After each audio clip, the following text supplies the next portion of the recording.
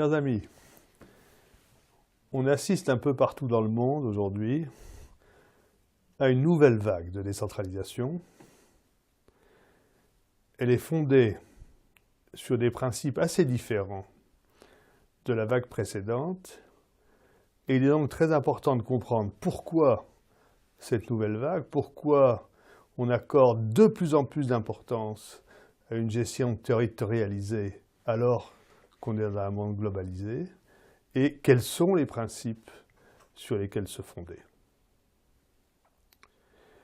Cette nouvelle vague vise à répondre à deux questions majeures posées à la gouvernance en notre temps.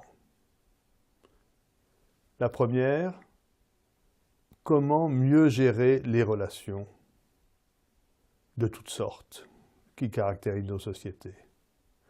La seconde, puisqu'on est dans un monde à la fois interdépendant et très divers, comment concilier mieux les exigences d'unité et de diversité.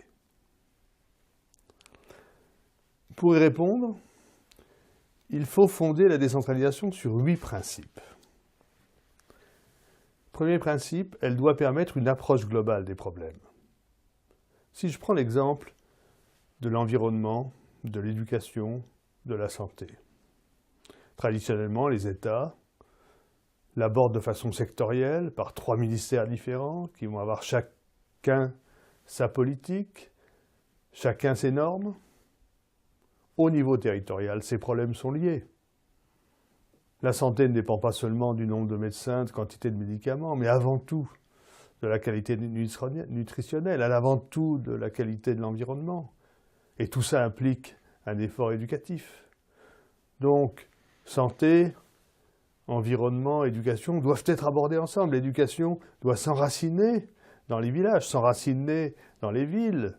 C'est le seul moyen d'apprendre à nos jeunes à aborder les réalités dans leur complexité. Deuxième principe, la décentralisation doit favoriser la coopération entre acteurs.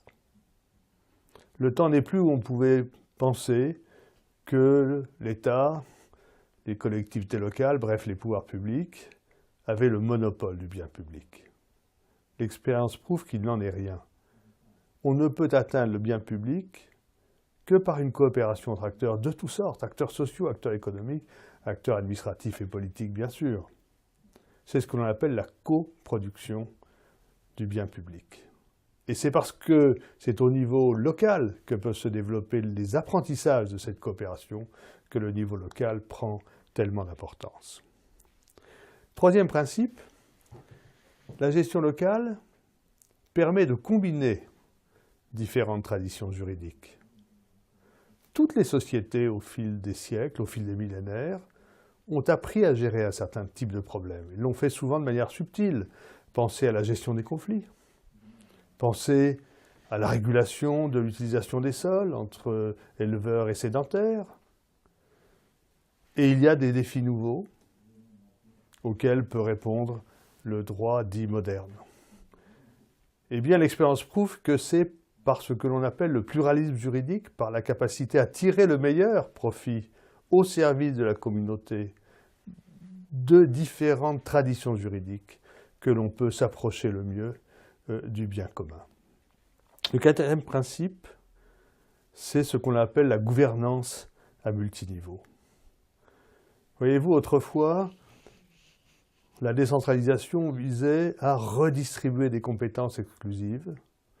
La commune fera ça, la région fera ça, l'État fera ça, etc. Ça ne marche plus. Aucun problème réel ne peut être traité à un seul niveau. Cela veut dire qu'une gouvernance jugée légitime par la population, c'est-à-dire que la population reconnaît qu'elle est bien gouvernée, implique une coopération, au contraire, entre ces différents niveaux. Et cette coopération demande des règles précises.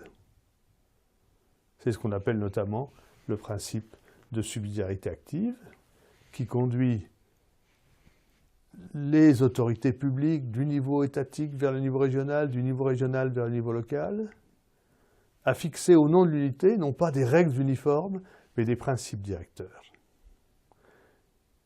Et ce principe de subsidiarité active vise à atteindre cet objectif d'unité et de diversité. L'unité est assurée par le fait qu'ensemble, différentes collectivités confrontent leur expérience et en dégagent les leçons sous forme de principes directeurs. Ce sont ces principes directeurs qui vont être les garants de l'unité.